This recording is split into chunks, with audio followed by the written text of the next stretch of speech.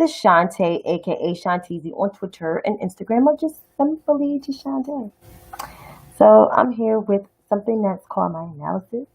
I am switching up my lineup on that, and it's going to be on Instagram on just one day a week, and on Twitter and YouTube 5 days a week, because this is easier for me to get on after, with everything with school and possibly working again. So here we are. So I'm just going to talk about the coronavirus, but I'm only going to focus on U.S. states. I am going to say the global number, but I am going to focus on U.S. states only, the top 10 states with the most cases. So according to the Johns Hopkins website, for the global number, we are at 32 million, my God, 135,220 cases of COVID. The death toll is at 981,660. We're almost hitting the million mark of deaths around the world. 187 countries have COVID-19, including the U.S., with the most cases. And speaking of the U.S., we are about to reach 7 million as of probably tomorrow morning. So the U.S. The U.S. number of cases is at 6,975,980. Damn. The death toll for the U.S. is 202,738. This is all according to the Johns Hopkins website. Now I'm going to move into the states individually according to the New York Times COVID map. California has reached over 800,000. So they are 801,634. Followed by Texas, which is at 758,264. Florida has almost 700,000, which is 693,032. And Governor DeSantis is talking about his issues with the protesters, but yet you have a big ass COVID problem. Oh, hey, how you doing? Oh, you're on YouTube today. Cool. William Scott, that's a nice name. Normal. My name is so ethnic, but I like it. New York, which is once the epicenter of all of this, and I'm going to get into New York in a minute because that is my home, is 457,557. Yes, we have upticks in our cases because we have reopened, but we only reopened by 50% at the most. Some places are open at 25%. Hello. Just don't call me baby. I don't like to be called baby. Georgia, 294,334. Illinois, 284,620. Arizona, 215,852. New Jersey is 203,343. Keep in mind, New York and New Jersey had the most cases at the time, and now New York is number 4 and New Jersey is number 8. And it seems like North Carolina is going to probably be the number 8 because they are surpassing New Jersey. They're like right behind by 199,236. And Tennessee rounds up that top 10 at 185,121. Rest of every other state has at least over probably 50,000, I think, most on average. And as of yesterday, according to the Johns Hopkins website, because I'm referring back, the U.S. have reached over according to the New York Times COVID map, have reached over 40,000 cases per day. So we've been getting 40,000 cases per day. Literally, per day. It's really bad out here in these streets. Like, bad. And yet, we still have no national plan. And we're not going to. And I just lost all hope on that. So that's why I'm putting my energy towards Biden and Harris. I've been trying to donate every week, at least like a little something, like a little $5 or sometimes like $3. Like tomorrow, I'll probably donate $5 or Saturday, donate $5. But I am still waiting on my damn t-shirt to come. My Joe and Jill and Kamala and Doug shirt. I got to see what kicks I'm going to wear it with. But I'm waiting for that shirt to come. But my governor, I think I'm going to pull up the clip where he goes and go off on the Trump administration, pretty much with their BS.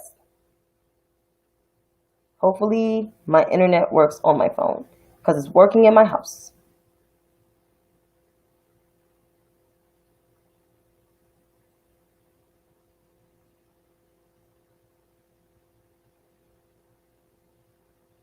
Let's start this over again. But yeah, Governor Cuomo went in.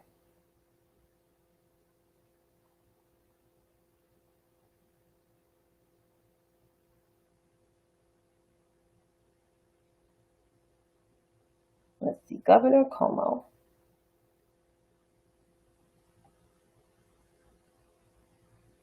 So he basically went off today, and I'm just going to pull it up. No, that's not it right here. But it's on Twitter. Sorry for the discrepancy.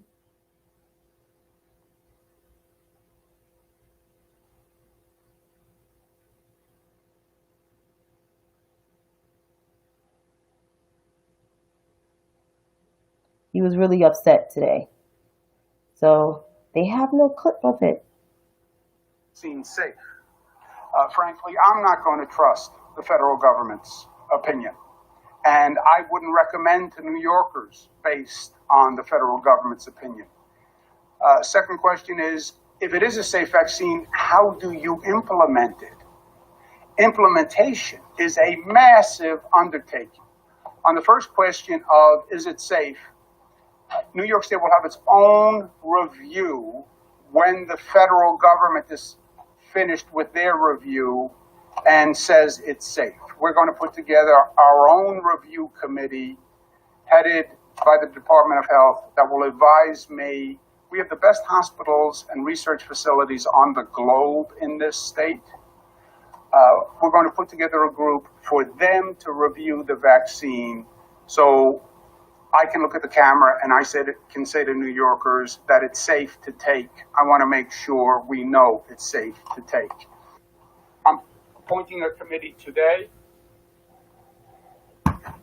My governance is on some gangster queen shit, and I love it as a New Yorker.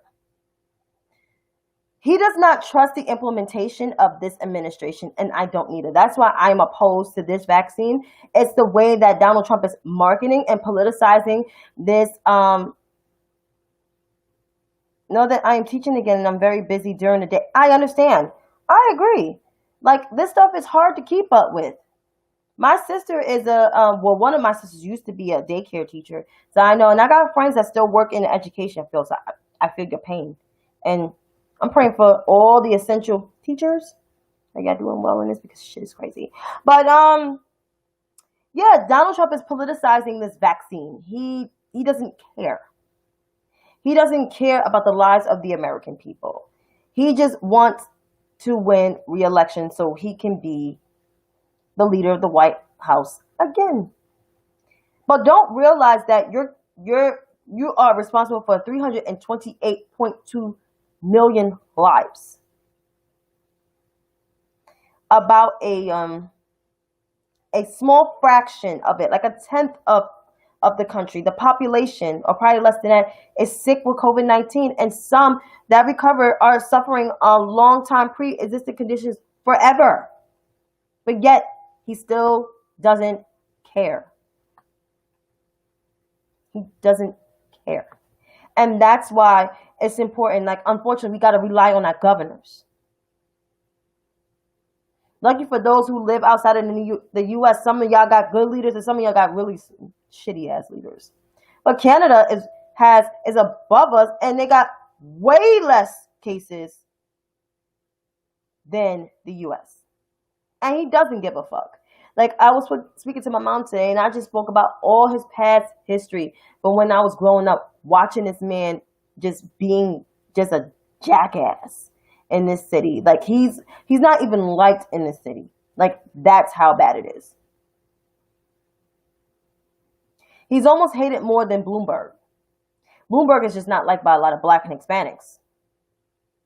But Donald Trump is not liked by a lot of people and never was. So, I mean... But kudos to Governor Cuomo.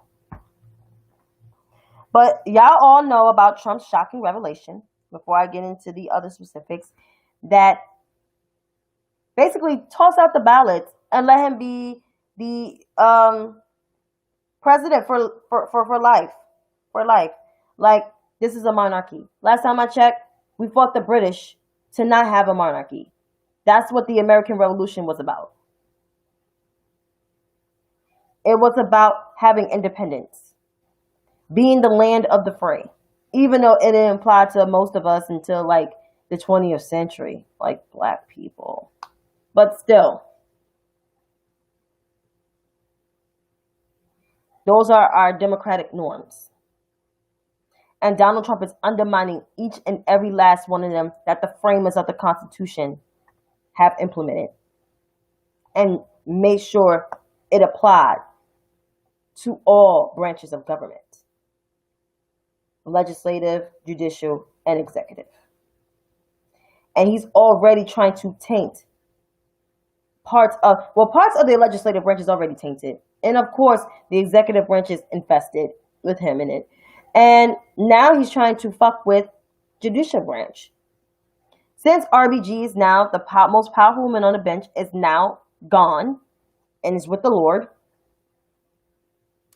in the kingdom of heaven. By the way, he was booed today. But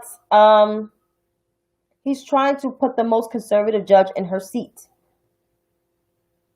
Yeah, my mother was laughing. My mother thought that shit was so fucking funny. I don't know if your dad thought it was funny, but my mom thought it was funny.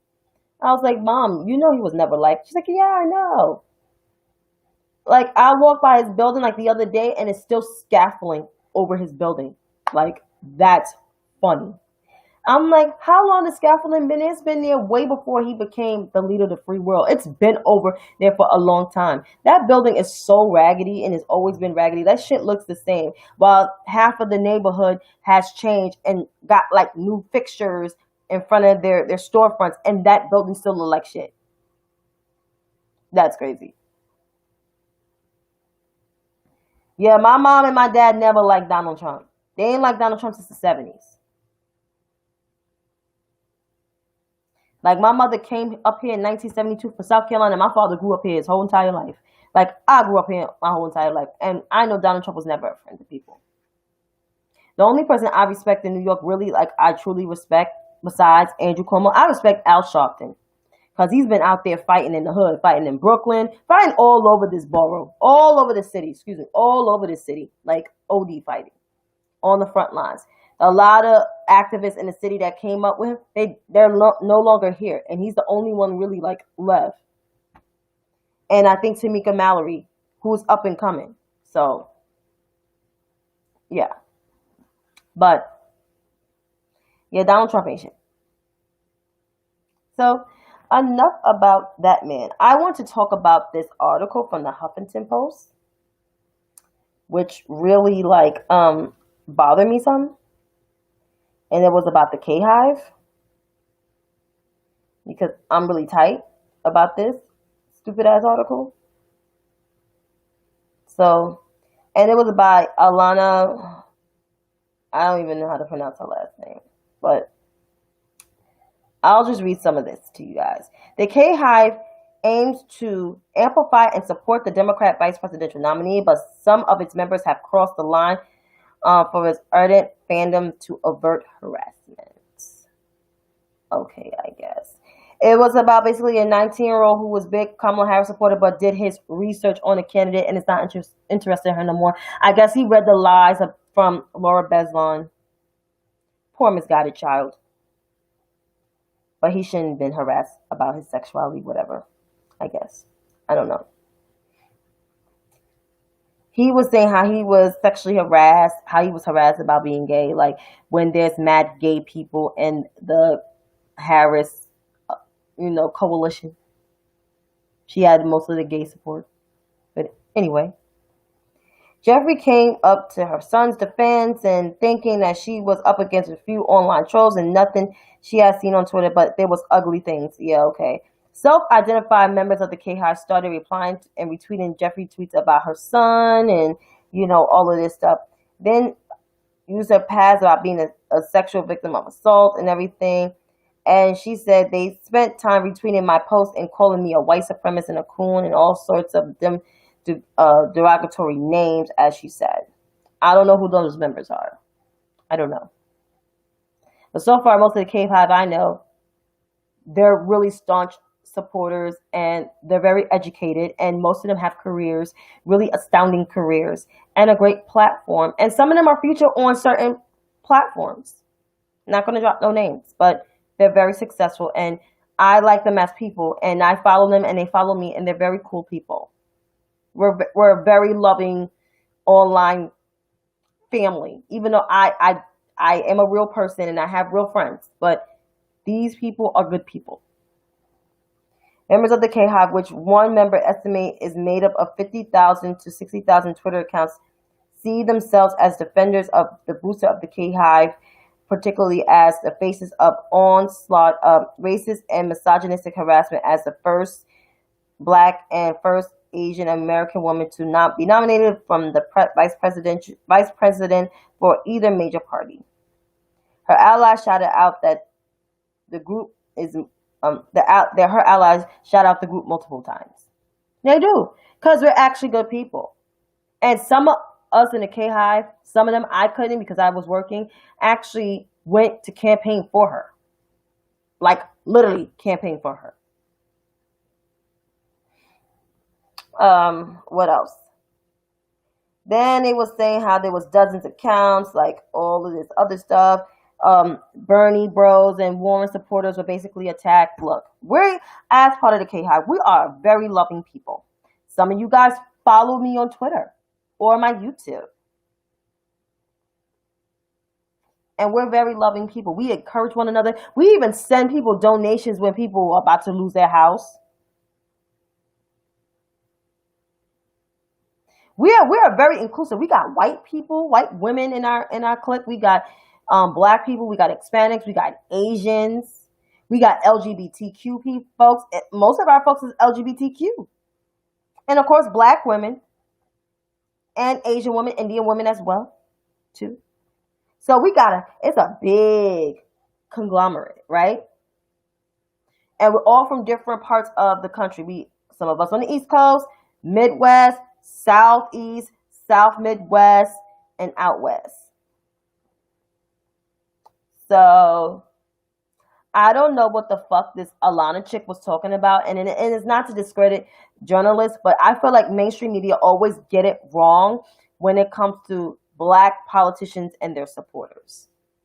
But Bernie Sanders, whose supporters have been viciously nasty online for the last couple of years. I told one of my best friends, I don't know if she believed me or not, but I've been attacked by Bernie supporters on my Instagram, on my Facebook. Like, it was nasty. And on YouTube, especially on YouTube, all those degenerates. It's like MAGA trolls and Bernie Sanders supporters have attacked my ass. Oh, you're from Washington State. Oh, wow. I hope you guys are okay with the fires going on there, because I send my regards.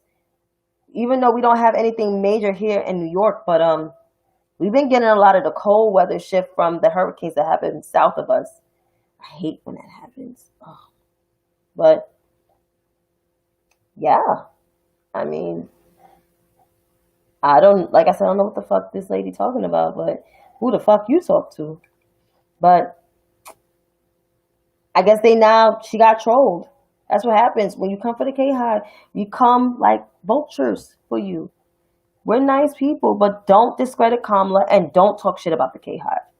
And kudos to Reese and Christopher and Julie for checking niggas. As I said. And I use that term loosely. And I shouldn't be using that term, but when you are a bum, you are a bum.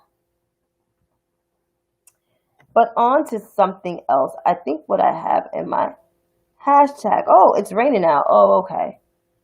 Okay. So what's going on now is the K-Hive is the fact check Supreme K-Hive. You are informed in support of Kamala. It is a doorway to a great slice of America. That is right. And I know you follow Reese. Reese be having an online session. I know she's been busy with other things because now she's like on different platforms, which kudos to her. I'm proud of her. She really enlightened me about more on Kamala, even though I've been doing my own personal research, but it's good to hear it from the person who has staunchly advocated for her and has all the information to back it up and speaks passionately about it. And I respect that from her. When with Black women. Yeah, we are good people. We are definitely good people. And thank you. Thank you for saying those things because that's important. And thank you for watching. It's late on my time, but it's probably early on some of y'all time. But thank you. But on to this last thing with Breonna Taylor. So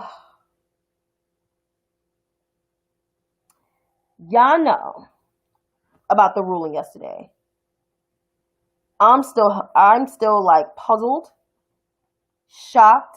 Well, not really shocked, but puzzled and angry about this. I kind of knew this was going to happen, but I didn't know that they were just going to just totally disregard it. I would think in some form of fashion that Daniel Cameron, as a Black man, not his politics, but as a Black man, would have some compassion for Breonna Taylor's life and her family, who is still grieving after 6 goddamn months, right? No. Where's that clip of him and that comment?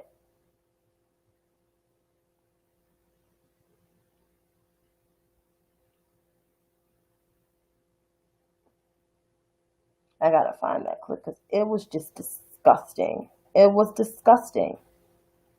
Remotely disgusting. Black community not getting full justice and interdiction division. Federal law enforcement partners are conducting that investigation. Sergeant Mattingly and Detectives Cosgrove and Hankinson had no known involvement in the preceding investigation or obtainment of the search warrant. They were called into duty as extra personnel to effectuate the service of the search warrant. They only had information conveyed to them during their prior briefing. Evidence shows that officers both knocked and announced their presence at the apartment. The officer's statements about the And we're all savvy folks.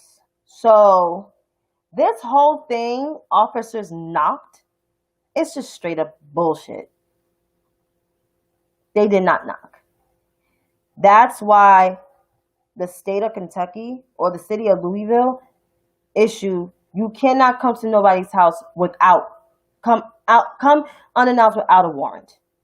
No knock warrants has been banned. So that shit right there that Daniel's talking about is a lie. He took the words of the police and not did a full proper investigation. And Vice News have been on this too. And they sounded the alarm and say he has not gave an information because they've been doing investigating reporting. So we all know that's bullshit. But there's another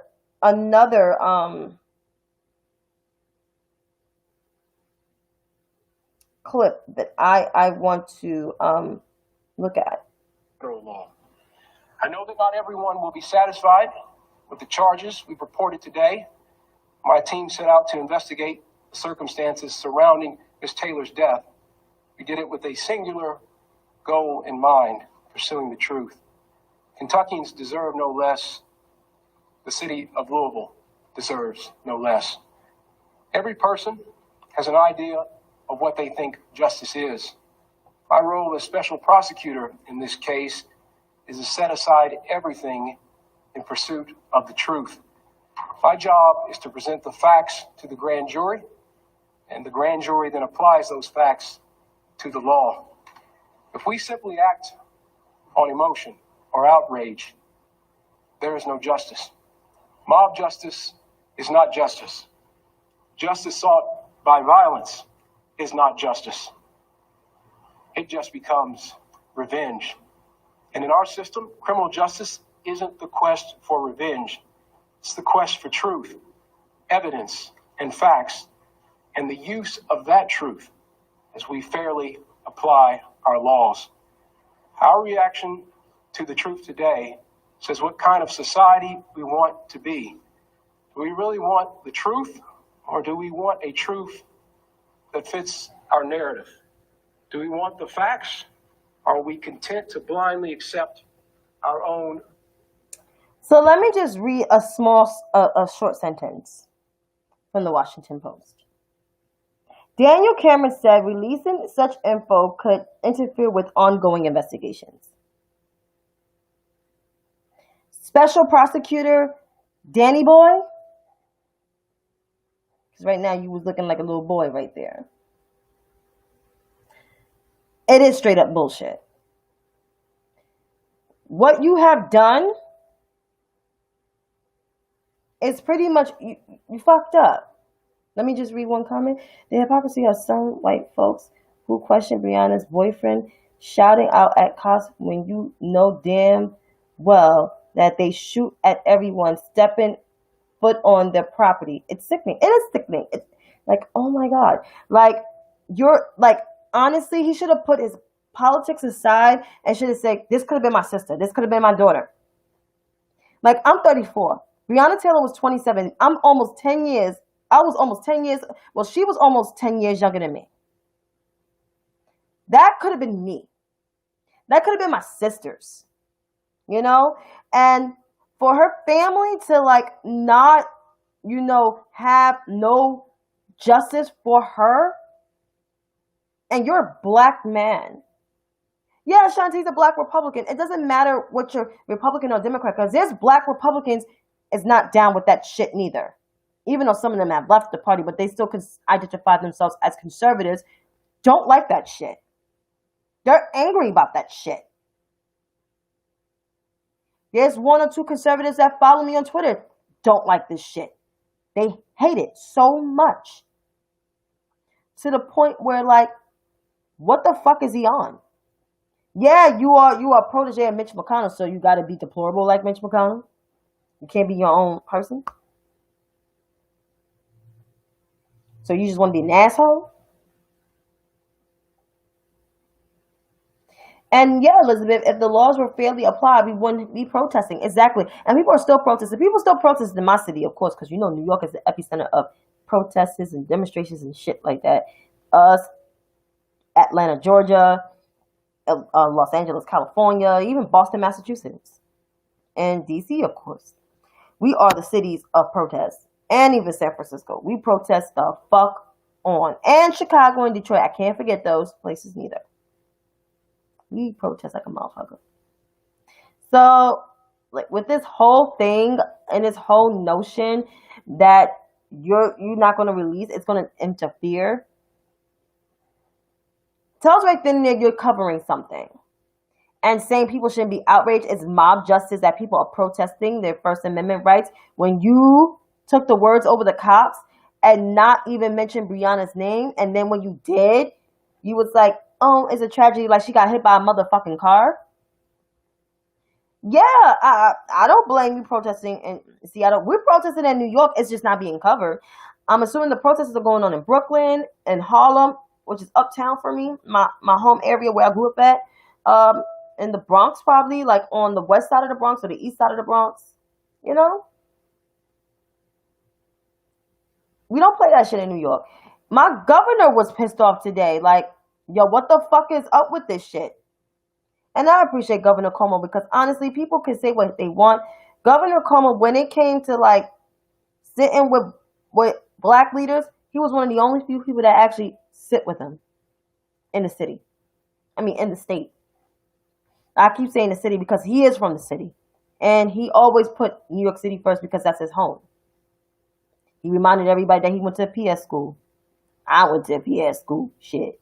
You know? So at the end of the day, it's just like, this want to make you mobilize and organize. But also, let's keep in mind, his position is an elected position. So he's up for re-election in 2024. The people of Kentucky need to do everything they can to get not just only Mitch McConnell out, but to get this little motherfucker out the office too. Because if you get Mitch McConnell out, then this little motherfucker will worry. But he just dig a grave for his whole political career. So, yeah. But overall, as I'm ending this, we need to vote blue down ballot. Of course, Joe Biden was not my first pick. It was actually Kamala Harris, who is now the VP nominee to Joe Biden. So that's a cohesive team. They're going to have the most progressive administration. They're going to get people that they ran with in the administration. I know Bernie's going to have a spot on there. Despite, his criticism, he's going to have a spot on there because he's going to do some stuff right with the labor administration. Because I can see him Secretary of Labor. Elizabeth Warren's going to probably be in there. Pete Buttigieg. Maybe Amy Klobuchar will be in there. Julian Castro. You got Andrew Yang. You got all these talented people that can be inside the administration. Just alone that you ran with. Jay Inslee, who I think is incredible. I think he's more better than Tom Steyer when it comes to climate change because he sounded the alarm with climate change. And I think he did an awesome job. So that's why we got to vote. And not just for the presidency. We got to keep in mind of the Senate because we need to flip that. That Senate is powerful because they appoint judges and members of the cabinet. So with the Supreme Court thing going on right now, as the morning of RBG's death, Donald Trump is not honoring their wishes and nor the Republican Party. So that's why we have to make sure we get them knuckleheads out. Yeah, listen, I followed Tara Satmire. Tara Satmire was one of the few Republicans. Her and Anna Navarro was like, I hate him. Along with Nicole Wallace and even Steve Schmidt. And Rick Wilson. But Anna Navarro, I believe, voted for Hillary Clinton out of all of them. So she's my number one. Tara's cool too. I like Tara. And even Kurt Bardella. And I like looking at Michael Singleton. Lord, that little dude is fine. He's a Republican. We may not agree politically, but I like looking at you all day, every day, and you make sense. There's other Republicans that don't like Donald Trump.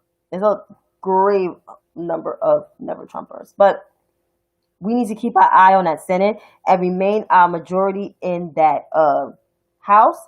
And also, we need to pack the goddamn courts, too. Yeah, let's do it. 15 justices, add 6 more, no problem. But that's all. So I hope you got something out of this. But until then, folks, good night.